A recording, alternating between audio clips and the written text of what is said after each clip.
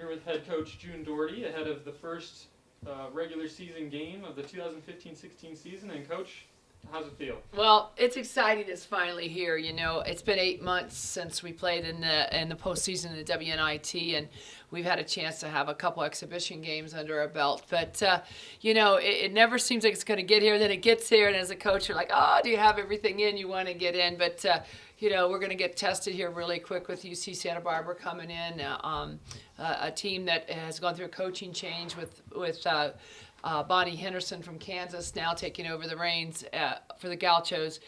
We did play that team last year. They're a very athletic team, or a team that really plays hard. So we don't know what to expect other than that, because this is their first game under a new coaching regime.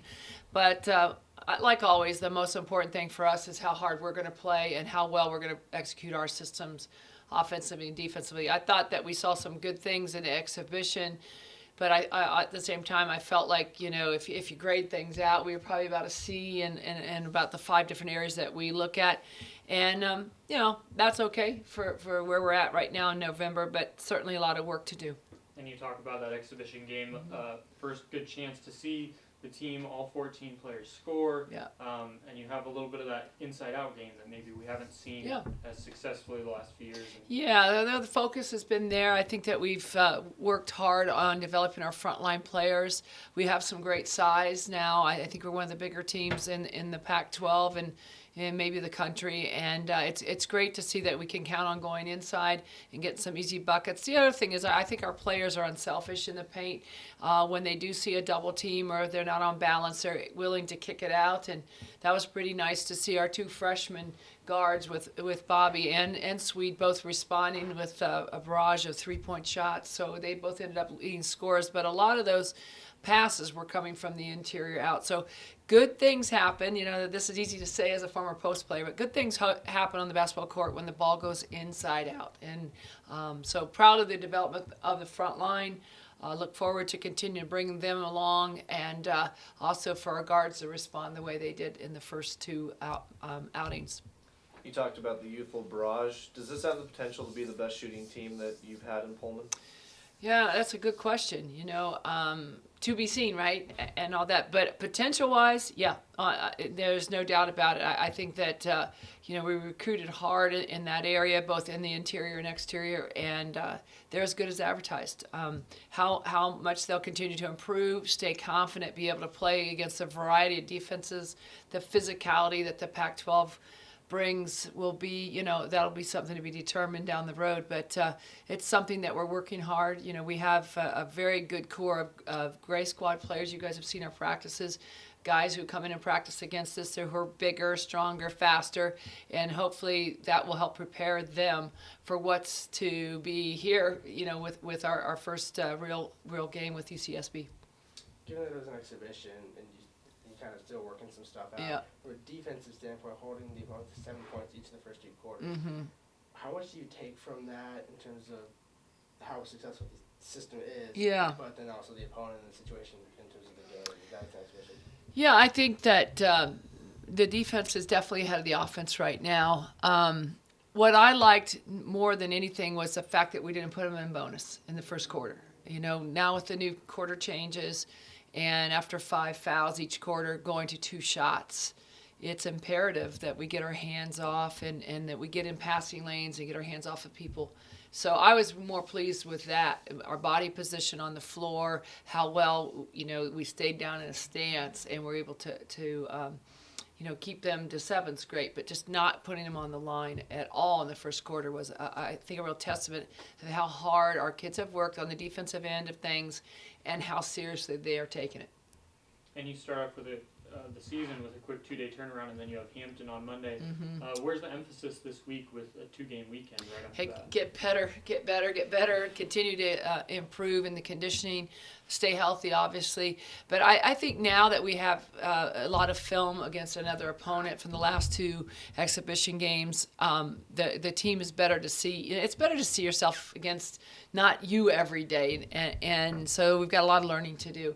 I think both teams play very good defensively, so and a similar style. So you know, going to be tested on how fundamentally sound we can be with the basketball, because they're going to be up in our grill. They're going to pressure the basketball. They're going to take away passing lanes.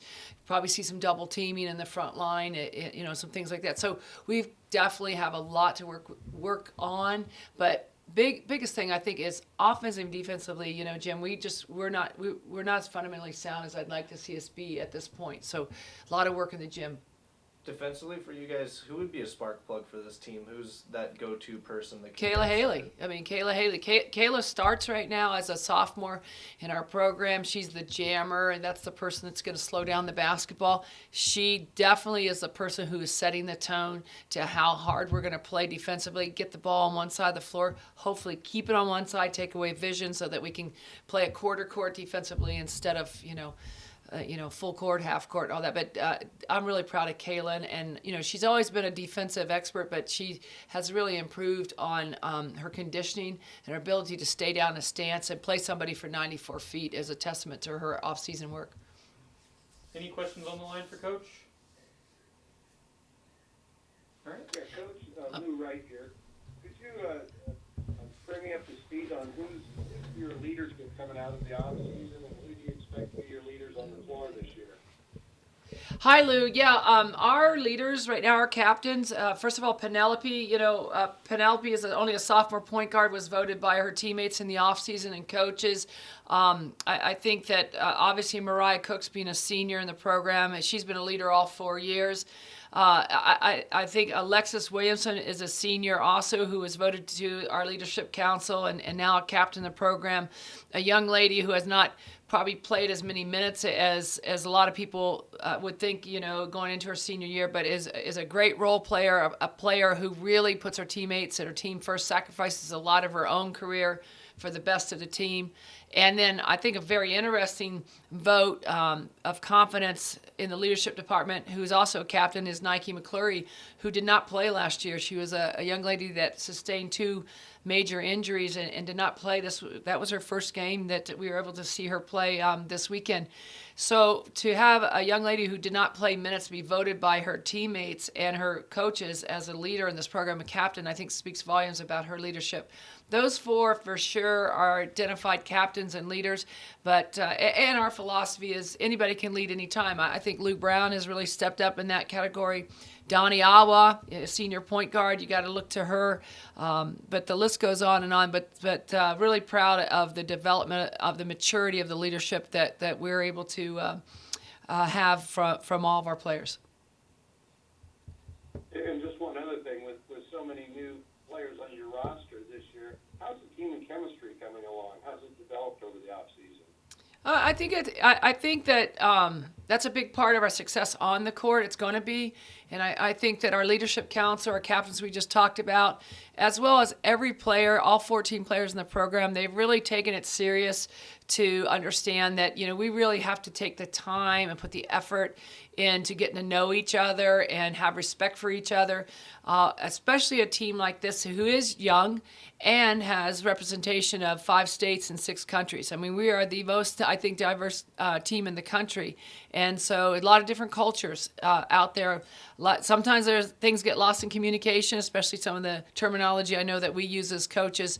But I think our kids have an enormous amount of respect for each other, and they are continuing to put time in to get to know each other and find out what each other's about, not just on the basketball court, but off the court. And hopefully that will transcend into a lot of success for us this year.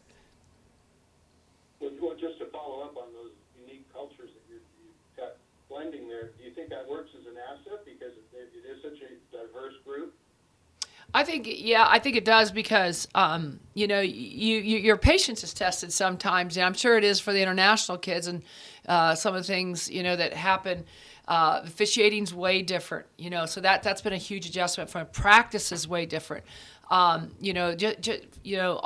of the kids go through a transition phase of, wow, this is way different than high school. But I think even more so just with the language being different and the systems being different and how physical the game is compared to international basketball.